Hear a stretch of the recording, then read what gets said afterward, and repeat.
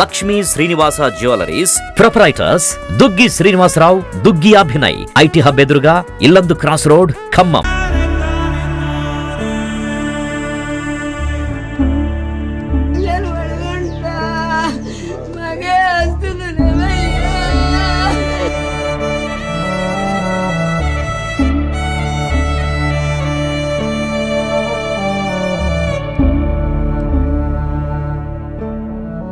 నమస్తే, welcome to Suman TV Khammam. నేను మీ శిల్ప. ఈరోజు మనం ఒక హృదయ విదారకమైన కథను మీ ముందుకు తీసుకురాబోతున్నాను. ఒక గ్రామీణ పట్టణానికి చెందిన స్టోరీ ఇది. ఐక్యతను చాటే స్టోరీ అని కూడా చెప్పుకోవచ్చు. సో ఈరోజు మనం ఖమ్మం జిల్లాలో ఉన్న పాలేరు నియోజకవర్గంలో ఉన్న నాయకన్ గుడుగం అనే ఒక గ్రామంలో ఉన్నాం. సో ఇక్కడ ఒక శేషగిరిరావు గారి గురించి మనం చెప్పుకోబోతున్నాం. వారి కుటుంబం గురించి తెలుసుకోబోతున్నాం. ఆయన హైదరాబాద్లో ఒక సెక్యూరిటీ గార్డ్గా పనిచేస్తూ తన కుటుంబాన్ని ఎంతో కష్టపడి పోషించుకుంటూ ఉన్నాడు.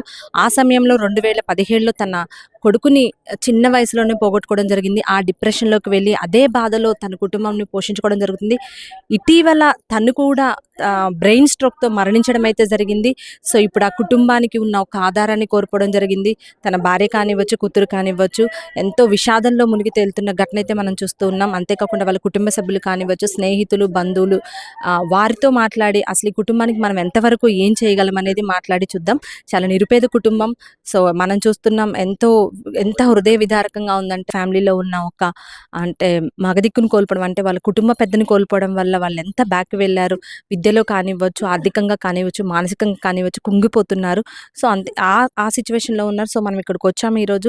చూద్దాం వారి కుటుంబానికి మన సుమన్ టీవీ ద్వారా, అంతేకాకుండా వాళ్ళ బంధుమిత్రులు మాటలు విందాం, ఎంతవరకు మనం సహాయపడగలమనే చూద్దాం. శేషగిరిరావు గారి భార్యతో ఉన్నాం మనం. ఇప్పుడు తన బాధను చూస్తున్నాం. మనం వర్ణించలేనిది, అప్పటికే మనం ఎంత చెప్పుకున్నా తన బాధని తీర్చలేనిది.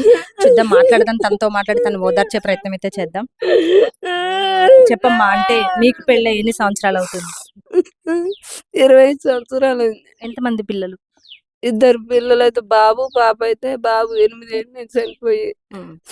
భర్త ఏం ఉద్యోగం చేస్తుండేవారు? ప్రైవేట్ హాస్పిటల్లో చేసి సెక్యూరిటీ సూపర్వైజర్ చేసేది. మీరేం చేస్తుంటారు? మేము మామూలుగా పని చేసేది.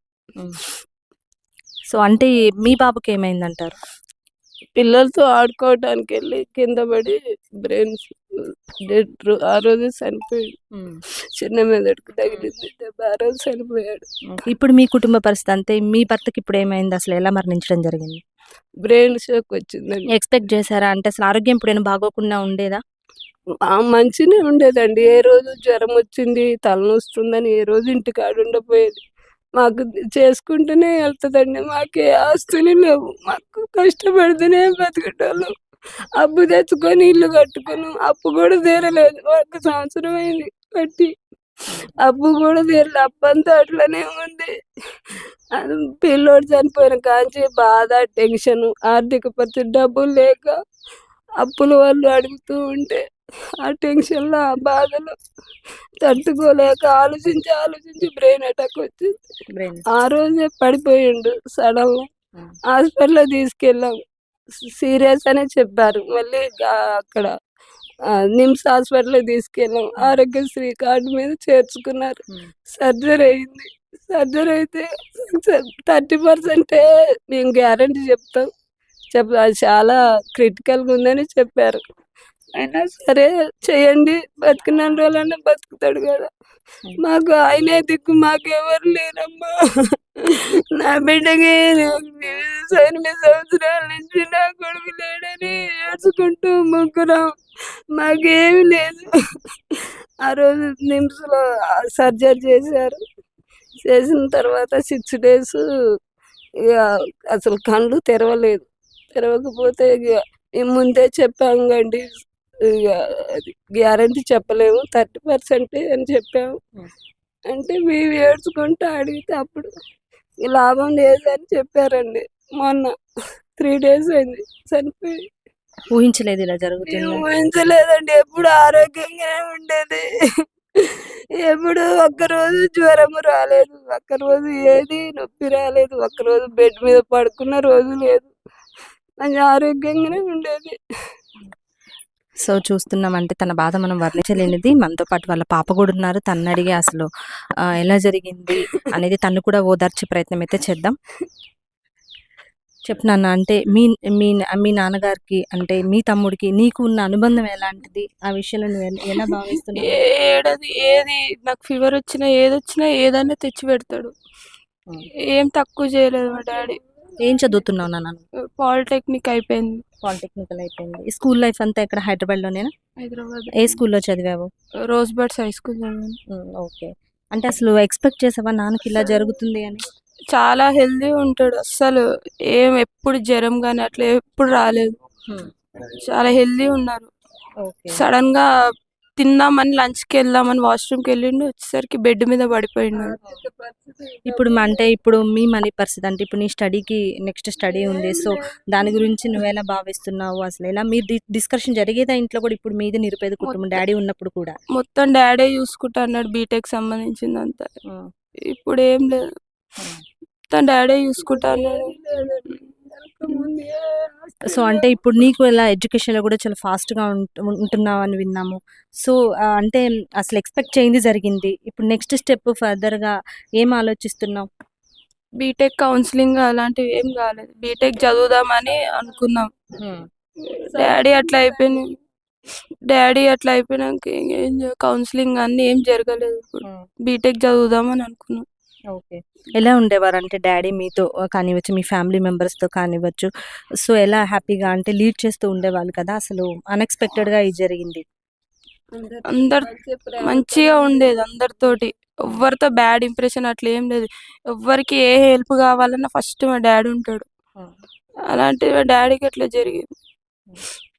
ఎప్పుడు ఏం తక్కువ ఏం చేయలేదు. అన్నీ ఇస్తాడు. ఓకే. తప్పకుండా నీ చదువైతే కొనసాగుతుందని కోరుకుందాం. చూడొచ్చు అంటే ఆ చదువు మధ్యలో అంటే వాళ్ళ నాన్న ఎంతో కోరిక ఎవరికైనా పిల్లలకి బాగా చదివించుకోవాలని ఉంటుంది. సో, ఆ సిట్యుయేషన్‌లో తనకిలా జరగడం నిజంగా అంటే తనే అందరికీ సహాయం చేసేవాడు. ఇప్పుడు మాత్రం తన అంత్యక్రియలకు కూడా చుట్టుపక్కల ఉన్నవాళ్ళు కానివ్వచ్చు, బంధుమిత్రులు కావచ్చు, డబ్బులు వేసుకొని కార్యక్రమాన్ని జరిపించారని చెప్తున్నారు. సో, నిజమేనా అమ్మ అది? కార్యక్రమాన్ని జరిపించడానికి అందరూ సహాయం చేశారా? అందరు సందాలు వేసుకొని చేసిర్రండి. హాస్పిటల్ కూడా అందరు వాళ్ళ ఫ్రెండ్స్, ఈ ఊరు వాళ్ళందరూ కూడా సందాలు వేసుకొని ఆయన మంచితనంతోని ఏం లేదు. వాళ్ళు చాలా పేద కుటుంబం అని అందరు సందాలు వేసుకొని మాకు హెల్ప్ చేశారు. మొన్న చనిపోయిన అంతిమ యాత్రలు కూడా హ్మ్. అందరూ తలా కొన్ని వేసుకొని చేశారు. మాకేం లేదు. చేతిలో ఒక్క పైసా కూడా లేదు. మాకు ఒక 1000 రూపాయలు కూడా దగ్గర లేవండి. సో, చూడొచ్చే సిట్యుయేషన్. అంటే నాన్న ఇప్పుడు మీ ఇప్పుడు హాస్పిటల్‌కి కూడా మనీ తీసుకొని సిట్యుయేషన్ అని చెప్పారు. అంతేకాకుండా మీ బ్రదర్ చనిపోయినప్పుడు ఏదైతే ఉందో డ్యాడీ చాలా డిప్రెషన్‌లోకి వెళ్ళడం జరిగిందని చెప్పి నువ్వు చిన్న పాపవే. నిజంగా డిప్రెషన్‌లోకి వెళ్లారా? డిప్రెషన్‌లోకి వెళ్ళిండు.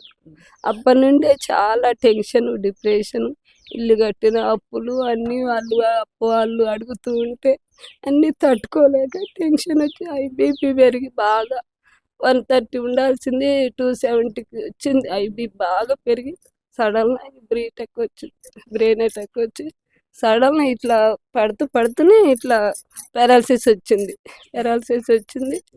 మాట ఇంక చూపు, మాట 2 ఒక్కసారే పడిపోయినాయి.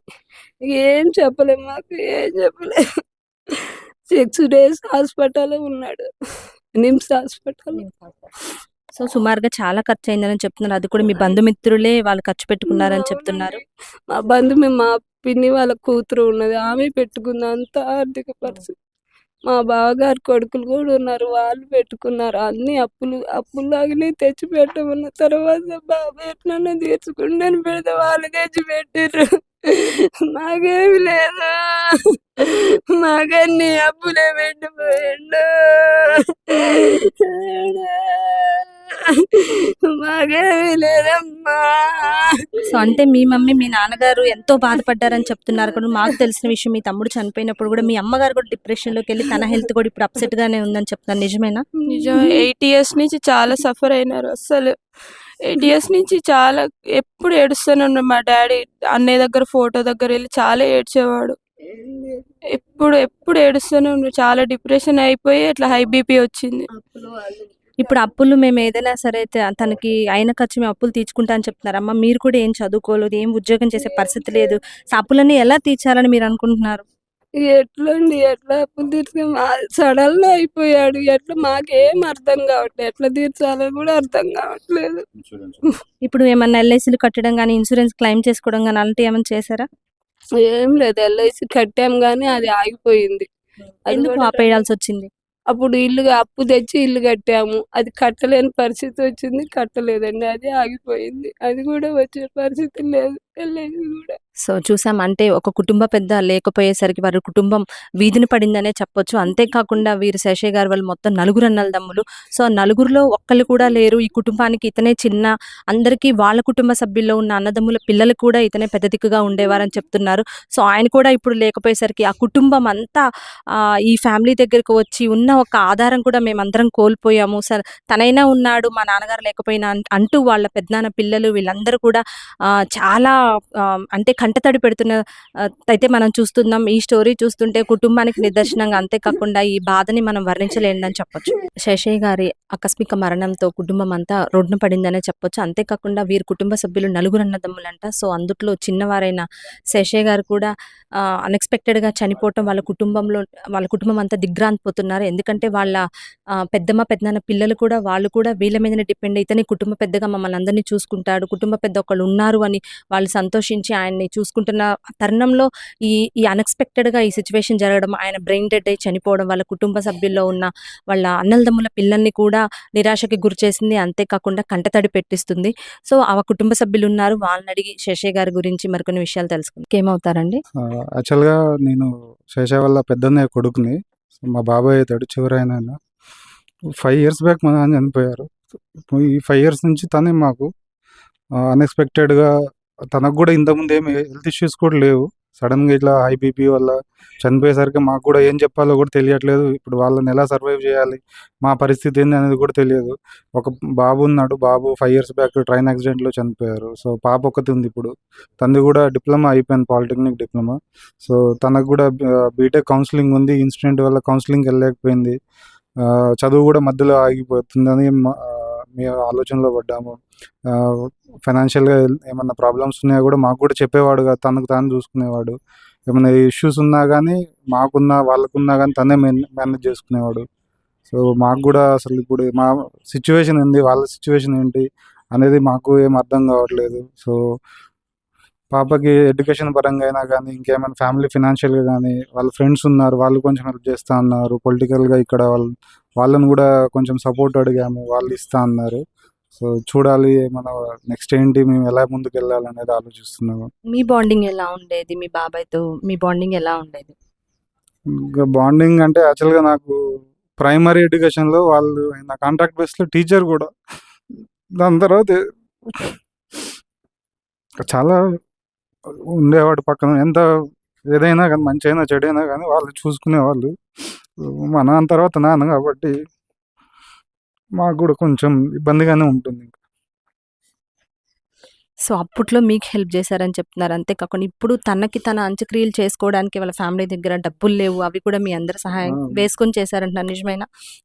లాస్ట్ 1 వీక్ నుంచి లాస్ట్ సాటర్‌డే ఇన్సిడెంట్ అయిన కాంచి మేము హాస్పిటల్‌లోనే ఉన్నాం పక్కన. సో, వాళ్ళ దగ్గర గూడా ఉన్నాయా లేవా అని అడగకుండా మేమే చూసుకున్నాము. మా తమ్ముడైనా, నేనైనా హాస్పిటల్‌లో అయినా, బయటైనా దేనికైనా అన్ని దగ్గరుండి చూసుకున్నాము. ఇంకా ఫర్దర్‌గా అంటే మా చెల్లె స్టడీ గురించి ఆలోచిస్తున్నాం ఏం జేయాలి అనేది. ఓకే. మీరేమవుతారండి? మా బాబాయ్ అండి. మీ బాబాయ్. మా బాబాయ్. తను చిన్నప్పటి నుంచి చాలా యాక్టివ్‌గా ఉండేవాడు. స్కూల్‌లో చదువులో ఉండేవాడు. తర్వాత స్కూల్‌లో కూడా ఇక్కడ తన కెరీర్ టీచర్‌గా స్టార్ట్ చేశాడు. తర్వాత మా కుటుంబంలో ఏదొచ్చినా సరే తను ముందుండేవాడు. మా నాన్నగారు చనిపోయినప్పుడు కూడా 2002లో మా నాన్న చనిపోయినప్పుడు గానీ, మా పెదనాన్న చనిపోయినప్పుడు గానీ, మా ఇంకో పెదనాన్న చనిపోయినప్పుడు తీసుకొచ్చి వాళ్ళకి ఇక్కడ ఇల్లు లేకపోతే వాళ్ళ ఇంటి దగ్గరే అసలు ఎవరు తీసుకురాలేరు. అలాంటి వ్యక్తి ఇక్కడ తీసుకొచ్చి కార్యక్రమాలు చేపిచ్చిండు. మా తమ్ముడు చనిపోయినప్పుడు మా తమ్ముడు కూడా తను 9థ్‌లో ఉన్నప్పుడు చనిపోయిండు. అప్పుడు కూడా తను చనిపోయినప్పుడు బాగా డిప్రెషన్‌లోకి వెళ్ళిపోయిండు. ఎవరికి ఏదైనా సహాయం వచ్చిందంటే అక్కడ హాస్పిటల్‌లో చేసేటప్పుడు ఈ ఊర్లో ప్రతి ఒక్కళ్ళకి ఏదొచ్చినా ఏ సర్జరీలు చేయాలన్నా, ఏది చేయాలన్నా కూడా అతి తక్కువ ఖర్చుతోటి ఆయన హాస్పిటల్‌లో చేసేటప్పుడు అందరికీ తక్కువ ఖర్చుతో వైద్యం చేపిచ్చేవాడు. అందరిలో తలలో నాలుకలాగా ఉండేవాడు. ఈరోజు ఆ కుటుంబానికి కనీసం దహన సంస్కారాలు చేసుకోవడానికి కూడా డబ్బులు లేవండి. హాస్పిటల్‌లో ప్రైవేట్ హాస్పిటల్ తీసుకెళ్తే అక్కడ చాలా డబ్బులయిపోయినాయి. తర్వాత నిమ్స్‌కి తీసుకొచ్చాము. అక్కడ సర్జరీ జరిగింది. చాలా, చాలా అంటే చాలా బాధలో ఉన్నాం మేము. యాక్చువల్‌గా ఇలా చెల్లె పరిస్థితి ఆలోచించుకుంటే ఆమె 10థ్‌లో 9.5 వచ్చినాయి. పాలిటెక్నిక్‌లో ఒక 90% మార్కులతో ఉంది. ఇప్పుడు బీటెక్ చేపిచ్చి కొడుకైనా బిడ్డైనా ఆమె అనుకోని ఆమె కోసం చాలా కష్టపడ్డ వ్యక్తి. ఇల్లు లేకపోతే ఆళ్ళది ఇంతకుముందు పెంకుటిల్లు. పెంకుటిల్లుని సరే ఇంటికొచ్చినప్పుడు ఉండట్లేదు. నలుగురు ఇంటికొస్తే బాగా ఇబ్బంది అయితుందని అప్పు తెచ్చుకొని ఇల్లు కట్టుకున్నాడు. బాగా తీర్చుకోలేని పరిస్థితి. దీని మీద కూడా ఫైనాన్స్ ఉందండి. అంటే ఫైనాన్స్‌తో ఇల్లు కట్టుకొని రకరకాలుగా ఈయన ఇబ్బంది బాగా కొద్దిగా ఈ మధ్య ఆ కొడుకు చనిపోయిన కానించి కొంచెం మెంటల్‌గా, ఫిజికల్‌గా అప్సెట్ అయ్యాడు. సో, ఈ అప్పుల బాధలు కొన్ని ఎక్కువైనాయి. బాగా దానివల్ల మైండ్ స్ట్రోక్ వచ్చి హాస్పిటల్‌లో అడ్మిట్ చేసాం. తర్వాత అసలు హాస్పిటల్‌లో అడ్మిట్ చేసి అట్లా అయిద్దని మాకు తెలీదు. మా నాన్న చనిపోయిన దగ్గర నుంచి మాకు, మా కుటుంబానికి, మా పెళ్ళిళ్ళ విషయంలో గానీ ప్రతి ఒక్కడు కూడా ముందుండి చేసే వ్యక్తి ఆయన. ఏదైనా ముందుండి మాకు ఏ కష్టం వచ్చినా, "ఏం జరిగింది నాన్న? ఏంటి నాన్న మీకెందుకు నేనున్నా" అని ఎక్కడైనా బయట కూడా డబ్బులు తీసుకొచ్చి మాకు సహాయం చేసినటువంటి వ్యక్తి ఈరోజు మాకు లేకపోవడం చాలా చాలా బాధ అనిపిస్తుందండి మాకు. అలాంటి వ్యక్తి ఉంటే మాకు చాలా అండగా ఉండేది. కానీ ఆ వ్యక్తి మాకు అండలేకపోయింది. ఆ కుటుంబానికి మా పిన్ని గూడా ఫిజికల్‌గా గాని, మెంటల్‌గా గాని చాలా డిప్రెషన్‌లో ఉంది. ఆమె గూడా ఎటు వెళ్ళలేని పరిస్థితి. ఈరోజు చెల్లె భవిష్యత్తు ఏందని ఆలోచించుకుంటే ఆమెకు గూడా దాతలు ఎవరైనా వచ్చి ఆమె చదువుకి సహాయం చేయాలని కోరుకుంటున్నామండి. సుమన్ టీవీ వేదికగా మేము విజ్ఞప్తి చేస్తున్నాం. దాతలు ఎవరైనా వచ్చి ఆ చెల్లె చదువుకి ఉపయోగపడితే అదే మాకు చాలని కోరుకుంటున్నాం. ప్రస్తుతం శాషయ్య గారి స్నేహితులున్నారు. వాళ్ళతో కూడా మాట్లాడదాం. మీ పేరండి? నా పేరు సంపత్ కుమార్ భట్ అండి. శాషయ్య గారికి మీకున్న అనుబంధం ఎలాంటిది? వారి గురించి చెప్పండి. నేను ఇక్కడ మన వెంకటేశ్వర దేవస్థానం పూజారిగా చేస్తుంటాను నేను. దీనిలో ఎప్పుడు కూడా శేషయ్య మాకు మంచి మిత్రుడండి మాకు. చిన్నప్పుడు చదువుకున్నప్పటి నుంచి కూడా చిన్నప్పటి నుంచి మేము ఒక నాయగూడెం గవర్నమెంట్ స్కూల్‌లో చదువుకునే వాళ్ళం మేమంతా. 10థ్ క్లాస్‌లో కూడా మంచి మార్క్స్ వచ్చాయి. ఇది మన శేషయ్య గారికి. ఇది కాకుండా వారొచ్చేసి ఏదున్నా సరే మా అందరితోని కూడా బాగా చాలా స్నేహంగా, చాలా సంతోషంగా ఉండేవాడు. అదేవిధంగా క్లాస్‌లో కూడా ఫస్ట్ వచ్చేవాడు. అదేవిధంగా ఏందంటే ప్రతి అప్పుడు కూడా ఏదన్నా మంచి చెడున్నా కూడా మాతో షేర్ చేసుకునేవాడు. మేము 90 గ్రూప్ అని చెప్పేసి మేము గ్రూప్‌లో ఏదన్నా కూడా షేర్ చాట్స్ అవి కూడా బాగా చేసేవాడు. మంచిగా మాట్లాడుకునేది మేమంతా. కానీ అనుకోకుండా ఈ విధంగా ఆయన ఈ బ్రెయిన్ ఫెయిల్యూర్ కావటం, బ్రెయిన్ స్ట్రోక్ రావడం వల్ల మాకందరికి కూడా బాధ అనిపించింది. అసలు అంటే అంత ఆరోగ్యంగా ఉన్న వ్యక్తి ఒకేసారి ఇలా చనిపోవడానికి కారణాలు ఏమై ఉంటాయి అనుకుంటున్నారు మీరు? ఆయన యాక్చువల్‌గా ఒక 10 ఇయర్స్ నుంచి కూడా కొద్దిగా తను ఒక 5, 6 ఇయర్స్ కింద బాబు చనిపోయాడు కదండీ! దానివల్ల ఆ అబ్బాయి అతనికేందంటే ఇప్పుడు కొడుకు చనిపోతే తండ్రికేంటంటే చాలా బాధ ఉంటుంది. ఇక ఆ డిప్రెషన్‌లోకి వెళ్ళిపోయి కొద్దిగా ఆయన బాధపడుకుంటూ కొద్దిగా ఆ విధంగా ఆయన దెబ్బతినడం జరిగింది. అదేవిధంగా ఆ పిల్లగాడికి ఏందంటే ఒక పాప ఉన్నది. ఆ బాబు పోయిన తర్వాత ఆ పాప కూడా చాలా మంచిగా చదువుకుంటుంది. అమ్మాయి 10థ్ క్లాస్‌లో 90 మార్క్స్, 95 మార్క్స్ అట్లా వచ్చుండే. పాలిటెక్నిక్‌లో కూడా మంచి ర్యాంక్ వచ్చిండే అమ్మాయికి. అదేవిధంగా ఆ పిల్లకేందంటే ఇప్పుడు తండ్రి పోవడంతోనే ఇప్పుడు ఆ పాపకి ఎవరు సహాయం చేసేవాళ్ళు ఎవరు లేరు. ఇప్పుడు మామూలుగా మేము గ్రామస్తులం మేమందరం ఎంత సహాయం చేస్తే ఏదో కొద్దిగా సహాయం చేయగలుగుతాం. పూర్తిగా అయితే చేయలేం కదా చదువు గురించి. కాబట్టి ప్రతి ఒక్కరు కూడా ఆ పాపకు సహాయపడి తలా కొంత అమౌంట్ సమకూరిస్తే ఆ పాప జీవితంలో ఆ స్టడీకి రేపొద్దున ఆమె బీటెక్ ఇంజినీరింగ్ చేయాలనుకుంటుంది.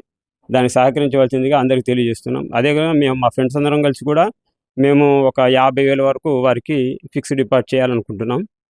అది ఇంకా ప్రస్తుతానికి ఇప్పటికి ఒక కొద్దిగా అమౌంట్ అయింది. ఇంకొద్దిగా అమౌంట్ కొరకు వెయిట్ చూస్తున్నాం. అయిన తర్వాత పాప పేరు మీద ఫిక్స్డ్ డిపాజిట్ చేస్తాం. అదేవిధంగా ఈ యొక్క కార్యక్రమాలను కూడా వాళ్ళ కుటుంబ సభ్యులందరూ కలిసి చేసుకుంటున్నారు అది.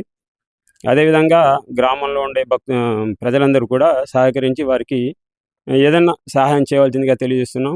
శశయ్య గారికి మీరేమవుతారండి? బాల్యమిత్రుడు నాకు శేషయ్య. చిన్నప్పటి నుంచి కూడా కలిసిమెలిసి తిరిగేవాళ్ళం. నాకంటే 2 ఇయర్స్ జూనియర్ అయినా నాతో పాటు ఎక్కువ వాళ్ళ క్లాస్మేట్స్ కంటే ఎక్కువ కూడా షేరింగ్‌లో ఉండేవాళ్ళం. కుటుంబ వ్యవహారాలు కానీ, ఆర్థిక పరిస్థితులు కానీ, చదువు విషయంలో కానీ కూడా చిన్నప్పటి నుంచి ప్రతిదీ ఎవ్రీవన్ కూడా షేరింగ్ చేసుకొని ఈ ఊళ్ళో జీవనం సాగించేవాళ్ళం ఇద్దరం.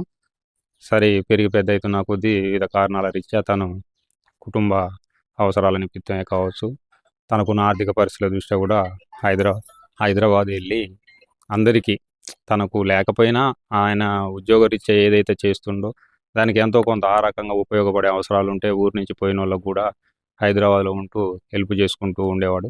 ఈ క్రమంలో వాళ్ళ కుటుంబంలో ఒక హఠాత్ పరిమాణం జరిగింది. వాళ్ళ బాబు పతంగి ఎగరేసుకుంటూ లోకల్ ట్రైన్ దగ్గర అనుకోకుండా ప్రమాదవశాత్తు వెనకపడటం వల్ల అపస్మారక స్థితిలోకి వెళ్ళి అకాల మరణం చెందటం ఆ కుటుంబానికి తీరని శోకం. అప్పటి నుంచి తను బాగా డిప్రెషన్, నాయకనిగూడెం వచ్చినప్పుడల్లా కూడా నాతో చెప్పుకొని ఏడుస్తూ ఇట్లా కొడుకు లేడురా అని చెప్పేసి బాధపడేవాడు. సరే మేము వెన్నంటి ఉంటూ ఏం కాదులేరా ఉన్నంతలో ఉండు అనుకునే లోపే ఇంకో 5 ఇయర్స్లో శేషయ్య కూడా లేకుండా తను అదే డిప్రెషన్లోకి వెళ్ళి బ్రెయిన్ స్ట్రోక్ రావటం. నిమ్స్లో చికిత్సకు అందరం వెళ్ళాం. గౌరవనీయులు మినిస్టర్ గారితో కూడా చెప్పించి అక్కడ వైద్యాన్ని మెరుగైన వైద్యం అందియమని కూడా కోరటం జరిగింది. మా వంతుగా మేము ఏ ప్రయత్నం చేయాలనో చేసినాం. అయినా కానీ మేము ఆ శేషాన్ని దక్కించుకోలేకపోవటం చాలా విషాదకరం. పోతే ఆ కుటుంబంలో ఏకైక వాళ్ళ పాప మంచి ఇంటెలిజెంట్ స్టూడెంట్.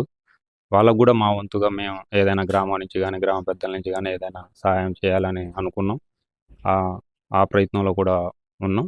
సో ఇంకా సోషల్ మీడియా ద్వారా కానీ వివిధ రకాలుగా కూడా అతనికి ఏదన్నా ఉంటే సహాయం చేస్తే బాగుంటుందన్న ఆలోచనతో ఉన్నాం. సుధీర్ రెడ్డి అండి. శేషయ్య గారు నాకంటే ఒక 10 ఇయర్స్ సీనియర్ అతను. అసలు ఎడ్యుకేషన్లో గ్యాప్ ఉన్నా కూడా, ఏజ్లో గ్యాప్ ఉన్నా కూడా మంచి పరిచయస్తుడు, కలుపుకునే మనస్తత్వము, కలుపుగోలు మనిషి అన్నట్టు. మనతో ఇన్వాల్వ్ అవుతాము, ఆయన మనతో కూడా అలా ఫ్రీగా ఉండేవాడు. ఇక్కడ ఆర్థిక సమస్యలతో హైదరాబాద్ వెళ్ళిండ్రు. అక్కడికి వెళ్ళి హాస్పిటల్లో చీఫ్ సెక్యూరిటీ గార్డుగా పనిచేసేది. ఈ గ్రామం నుండి ఎవరు వెళ్ళినా కూడా ఆయనకు తోచినంత సహాయం చేసేది. ఇక్కడ హాస్పిటల్లో కానీ అకామిడేషన్ ఉండడానికి కానీ చాలా శక్తి మించి కూడా సహాయం చేసేవాడు. సహాయం చేసే తత్వం అన్నట్టు మెయిన్. ఇక్కడ కూడా అలా ఉండేవాడు. కొంచెం కాలక్రమంలో చేతికి ఎదిగిన పిల్లగాడు, 15 ఇయర్స్ ఓల్డ్ అబ్బాయికి ఒక 3-4 ఇయర్స్ బ్యాక్ బ్యాడ్ లక్ అది. యాక్సిడెంట్లో చనిపోవడం కారణం బాగా డిప్రెషన్కి గురయ్యాడు. మేము ఆ సందర్భంలో కూడా వెన్నంటే ఉండి ఓదార్చినాము. చాలా వరకు ధైర్యం చెప్పినాము, కానీ అది ఏదన్నా కూడా ఇంకా అది భర్తీ చేయలేకపోయినాం కొడుకు లేని లోటుని. మీరమ్మా మీరేమవుతారు శేషయ్య గారు? పెద్దదని అంటే ఇప్పుడు అందరికంటే పెద్దామని. ఆయనకు 3 సంవత్సరాలు వచ్చినప్పుడు నాకు పెళ్ళి. ఈ శేషయ్య గారికి 3వ సంవత్సరం మీకు అంటే ఇప్పుడు మీ హస్బెండ్ కూడా చనిపోయారు, నలుగురు ఎవరు లేరు అనుకున్నారు. సో ఇప్పుడు మీ కుటుంబం తన మీదనే ఒక ఆధారపడింది అంటున్నారు. నేను ఒక్క ఆయన, మా ఆయన చిన్న తమ్ముడు అని మంచిగా గర్వంగా చదివించేటోడు. ఆయన పెళ్ళి అన్ని ఇప్పటిదాకా చచ్చిపోయింది నాకు. ఆయన వదలకుండా ఇంతటోని తీసుకొస్తే లాస్ట్కి ఆయన కూడా మాకు దక్కకుండా వెళ్ళిపోయాడు. అదే మాకు బాధ ఉంది. దానికంటే ఇంక ఆయనకంటే మాకు నలుగురిలో ఎవరు లేకుంటే ఉన్నారని మేము ఆ బాధతోనే టెన్షన్లో మునిగిపోతున్నాం. ఆయనతోనే మరి మా అక్కవాళ్ళని ఒక్కళ్ళు ఉండాలి కదమ్మా. నలుగురు పుట్టి నలుగురు లేకుండా పోయినారు. ఎందుకు మాకు ఈ పరిస్థితి వచ్చిందని ఏడుస్తాం. సో మీరేమవుతారండి? నేను అలా శేషయ్య గారి పెద్ద వదిన కొడుకుని. మా కుటుంబంలో ఉన్నతంగా చదివిన వారు శేషయ్య గారే. అతను ఎప్పుడు కూడా బాగా చదువుకొని ఉన్నత స్థితులకు రావాలన్నదే ఆయన ఆశయం. వాళ్ళ పిల్లల్ని కూడా ఎక్కువ చదివించి ఒక ఐఏఎస్ ఐపీఎస్లో చేయాలని ఆయన భావన. ఆ బాబు కూడా బాగా చదివేవాడు. అతని మీద చాలా కళలు పెట్టుకున్నాడు. కానీ అకస్మాత్తుగా అతను తన కొడుకు చనిపోతాకనే ఆ బాధ తట్టుకోలేక డిప్రెషన్కి వెళ్ళిపోయినాడు. అతనికి అప్పుడు మీ చాలా అండగా ఉండి, సర్లే బుద్ధి ఉంది, ఆమె కూడా మంచి చదివి ఒక పేరు తీసుకొస్తుందని చెప్తే ఆయన కొద్దిగా రికవర్ అయ్యి ఊళ్ళో ఇల్లు ఉండాలని కొద్దిగా అప్పు తెచ్చుకొని మరి ఇల్లు కట్టుకున్నాడు. కనీసం ఆ ఇల్లు కట్టుకొని కూడా అందులో ఉండని పరిస్థితి అయిపోయింది. ఆ అప్పులు తీర్చాలనే బాధతోటి హైదరాబాద్ వలస వెళ్ళి అక్కడ ఆయన ఏదో ప్రైవేట్ జాబ్ చేస్తూ ఆ కుటుంబాన్ని ఆ అప్పులు తీసుకునే ప్రయత్నం చేసే మూమెంట్లో అతనికి బ్రెయిన్ స్ట్రోక్ రావటం వల్ల అకస్మాత్తుగా చనిపోయినాడు. ఇప్పుడు ఆ కుటుంబానికి ఎవరు అండ లేకుండా పోయినారు. అతను ప్రతి ఒక్కరికి సాయం చేసే మనస్తత్వం. ఎవరికి సాయం చేయాలన్నా ఇప్పుడు అతను హైదరాబాద్ పోయినాక ఎవరు వెళ్ళినా కూడా అతనికి ఫోన్ చేసేవారు. కానీ వారి ప్రతి ఒక్కరికి అతను పోయి ఆయనకి తోచినంత సాయం చేసి అందరికీ సహాయపడేవాడు. కానీ ఇప్పుడు ఆ పాపకి చదువుకోవడానికి డబ్బులు లేవు. ఇప్పుడు ఆ కుటుంబానికి కూడా పోషించే శక్తి లేదు.